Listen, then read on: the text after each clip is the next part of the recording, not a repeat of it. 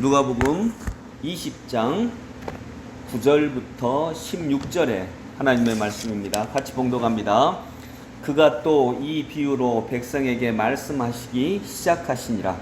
한 사람이 포도원을 만들어 농부들에게 새로 주고 타국에 가서 오래 있다가 때가 이름에 포도원 소출 얼마를 바치게 하려고 한 종을 농부들에게 보내니 농부들이 종을 몹시 때리고 거저 보내었거늘 다시 다른 종을 보내니 그도 몹시 때리고 능욕하고 거저 보내었거늘 다시 세 번째 종을 보내니 이 종도 상하게 하고 내쫓은지라. 포도원 주인이 이르되 어찌할까 내 사랑하는 이들을 보내리니 그들이 혹 그는 존대하리라 하였더니 농부들이 그를 보고 서로 의논하여 이르되 이는 상속자니 죽이고 그 유산을 우리의 것으로 만들자 하고 포도원 밖에 내쫓아 죽였느니라. 그런즉 포도원 주인이 이 사람들을 어떻게 하겠느냐? 와서 그 농부들을 진멸하고 포도원을 다른 사람들에게 주리라 하시니 사람들이 듣고 이르되 그렇게 되지 말아지이다 하거늘 그들을 보시며 이르시되 그러면 기록된 바 건축자들의 버린 돌이 모퉁이의 머릿돌이 되었느니라 함이 어찌미냐. 무릇 이 돌 위에 떨어지는 자는 깨어지겠고 이 돌이 사람들 위에 떨어지면 그를 가루로 만들어 흩으리라 하시니라. 아멘. 18절까지 보았습니다. 오늘 이 비유는 우리 주님께서 예루살렘에서 십자가를 지실 것을 직접적으로 거론하신 이런 구절입니다.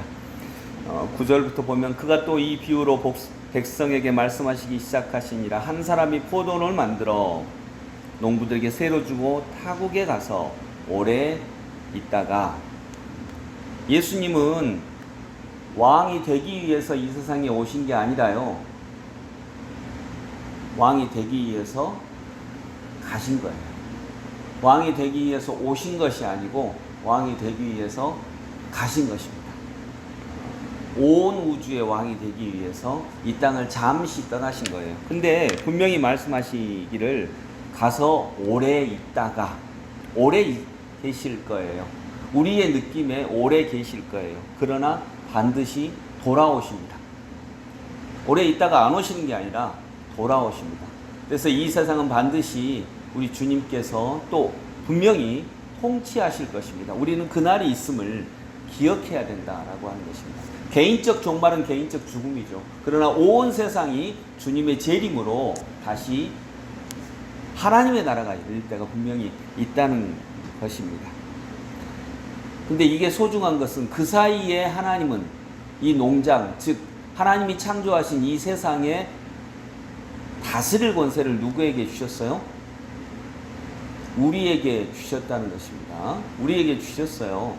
우리에게 소식을 전하게 하셨고, 근데 다스린다라고 하는 게 마음대로 이렇게 이 사람들, 이 농부들처럼 막 죽이고 이러는 게 아니라 하나님의 창조 질서대로 다스릴 권한을 우리에게 주셨다라고 하는 것입니다. 10절 때가 이름에, 때는 언젠가는 이릅니다. 그때는 분명히 옵니다. 때가 이름에 포도원 소출 얼마를 바치게 하려고 한 종을 농부들에게 보내니 농부들이 종을 몹시 때리고 거저 보내었거든. 이제 너희들이 비록 내가 그 자리에 없지만 내게 소출을 줘야 되지 않겠느냐. 빌린 새가 아니죠. 이 농장을 이용한 새를 내게 주어라. 근데 그것도 다가 아니에요. 얼마예요. 그것도 다가 아니고요. 얼마인데 그 하나님의 사랑이죠. 그거 자체부터가. 근데 이 농부들은요, 주인이 보낸 종을 때립니다. 줄 수 없다는 거죠. 이게 어떤 거죠? 내가 주인이라는 겁니다. 여러분, 그래서 내가 주인이다 라고 하는 것이 죄인 이유는 이것은 주인이 주인의 역할을 하려고 할 때 죄로 나타납니다. 내가 주인이지 이게 사상이 될 것 같고 멋진 것 같고 별거 아닌 것 같은데 이게 무슨 잘못이야 그럴 것 같은데 이건 잘못으로 나타납니다. 여러분, 그 집이 있는데 내가 지금 집을 잠시 새 들어 살고 있는데 내가 주인처럼 행사하면 당연히 안 되는 거죠. 근데 그것과 동일하다는 것입니다. 그래서 내가 주인이야 라고 하는 생각은 반드시 죄를 불러 일으킵니다. 다시 다른 종을 보내니 그도 몹시 때리고 능욕하고 거저 보내었거늘. 이게 아마 구약의 예언자를 상징하는 거겠죠. 우리는 그렇게 수없이 많은 선지자들을 죽였고 이사야를 죽였고 예레미야를 죽였고 그렇게 박해했죠. 다시 세 번째 종을 보내니 이 종도 상하게 하고 내쫓은지라. 세례 요한도 그랬고요. 우리 13절 같이 읽습니다. 포도원 주인이 이르되 어찌할까 내 사랑하는 아들을 보내리니 그들이 혹 그는 존대하리라 하였더니. 이제 마지막에 누구를 보내세요? 아들을 보내십니다. 이 아들이 예수님이시죠. 아들을 보내시는 거죠. 이 사람들이 내 아들은 존중하겠지 라고 하는 생각으로 하나님께서 아들을 직접 보내십니다. 근데 기억해야 되는 것은 아들은 마지막입니다. 예수님은 마지막입니다. 예수님마저 이전에 대했던 종들처럼 대하면 예수님마저 받아들이지 않고 예수님의 말씀마저 듣지 않으면 그 다음에는 심판이 있습니다. 그러니 우리에게도 마찬가지입니다. 우리에게도 예수님은 마지막 기회입니다. 이 예수님을 받아들이지 아니하면 이 예수님의 말씀대로 하지 않고 이 예수님마저 우리는 예수님 외에도 어떤 좋은 목사님도 있을 수 있고요. 또는 내게 좋은 말씀을 해주시는 이끄미도 있을 수 있고요. 다 있어요. 근데 이제 성령님이 오시고 예수님이 직접 오시고 예수님이 내 마음을 두드리시고 예수님이 마지막 기회예요. 마지막 사랑이면서 또 동시에 마지막 기회예요.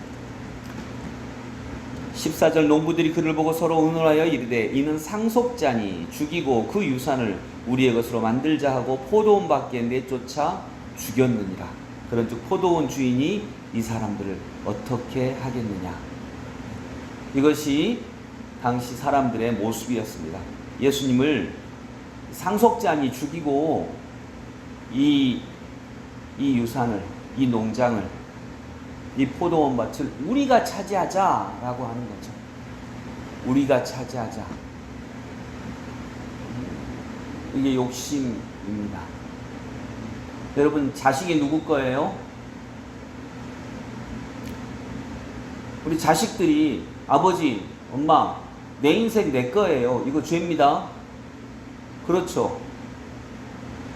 내 인생 내 마음대로 할 거예요. 죄잖아요. 지 혼자 큰지 알잖아요. 근데 너는 내 거야. 이것도 죄죠. 너는 부모 거야. 이것도 명백한 죄입니다. 자식이 내 것이 아닌 이유, 자식에게 물을 주기 위해서 물가로 데려갈 수는 있는데 물을 먹일 수는 없어요. 마태복음 25장에 나오는 것처럼 등불 좀 빌려주세요 할 때 다섯 처녀가 등불 다른 현명한 다섯 처녀에게 빌리려고 할 때 줄 수가 없어요. 이 삶에서는 줄 수 없는 게 있어요. 건강 줄 수 없어요. 아버지가 엄청 건강하고 딸이 약해도 그 건강 100번이라도 주고 싶죠.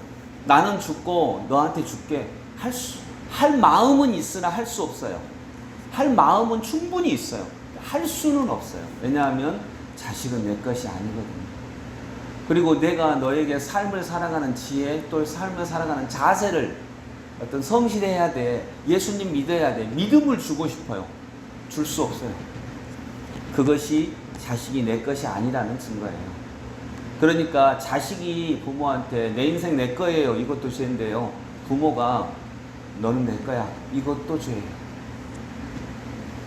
그러니 자녀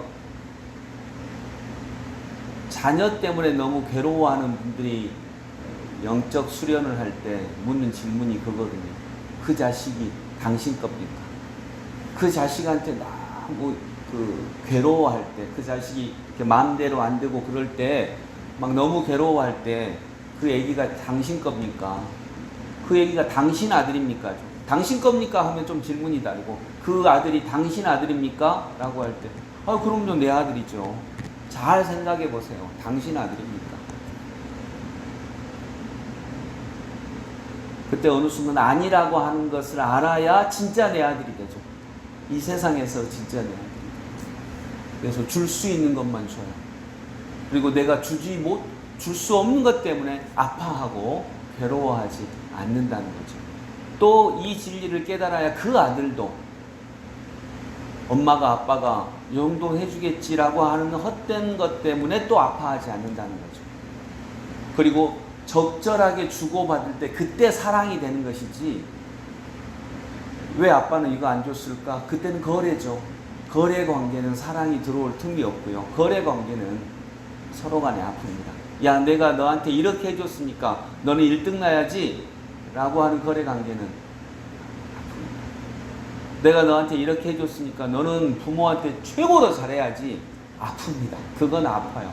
내가 너한테 이렇게 해줬으니까 너는 네 아내한테 최고 잘해야 돼 라고 하는 게 더 낫겠죠. 와서 그 농부들을 진멸하고 포도원을 다른 사람들에게 주리라 하시니 사람들이 듣고 이르되 그렇게 되지 말아지이다 하거늘. 여기서 진멸했어요. 다시 한번 얘기하지만 예수님은 마지막 기회입니다. 예수님은 마지막 사랑입니다. 그래서 우리는 예수님은 꼭 붙잡아야 됩니다. 예수님마저 놓치면 그 다음에는 뭐가 있어요? 그 다음에는 심판이 있습니다. 예수님은 꼭 붙잡아야 되는 것입니다. 그들을 보시며 이르시되 그러면 기록된 바 건축자들의 버린 돌이 모퉁이의 머릿돌이 되었느니라 하며 어찌미냐 무릇 이 돌 위에 떨어지는 자는 깨어지겠고 이 돌이 사람들 위에 떨어지면 그를 가루로 만들어 흩으리라 하시니라. 다른 성경의 말씀을 이렇게 해석을 해 주신 거죠. 여러분, 예수님은 오늘 꼭 기억하실 거, 예수님은 마지막 기회입니다. 예수님은 사랑이신데, 하나님은 사랑이신데 예수님은 마지막 사랑이십니다. 그래서 예수님의 말씀은 꼭 붙잡으시기를 원합니다. 그러지 아니하면 그 다음에는 이제 심판이 있다라고 분명히 말씀하고 있습니다. 이 심판은 너무나 엄청난 심판이어서 이 돌이 사람들 위에 떨어지면 다 깨어져 버린 것 같이 우리는 깨어져 버릴 것입니다. 주님이 없으면 우리는 다 깨어져 버릴 것입니다. 우리들의 삶이 그렇잖아요. 인간의 세상사가 그렇잖아요. 예수님의 사랑이 없다. 그래서 여러분, 오늘도 주님은 꼭 붙잡으실 수 있기를 원하고요. 주님의 말씀은 꼭 붙잡고 마지막 사랑으로 알고 절대 놓치지 않는, 간절히 붙잡는 그런 저희들의 삶이 되시기를 소망합니다. 기도하겠습니다. 하나님 아버지, 종들이 3번이나 왔다 갔습니다. 예언자들이, 선지자들이, 지혜로운 사람들이, 철학자들이, 현명한 사람들이 우리들에게 수없이 왔다 갔습니다. 그리고 마지막에는 예수께서 오십니다. 주님, 우리 인생에도 예수님은 이렇게 우리의 길을 지나가십니다.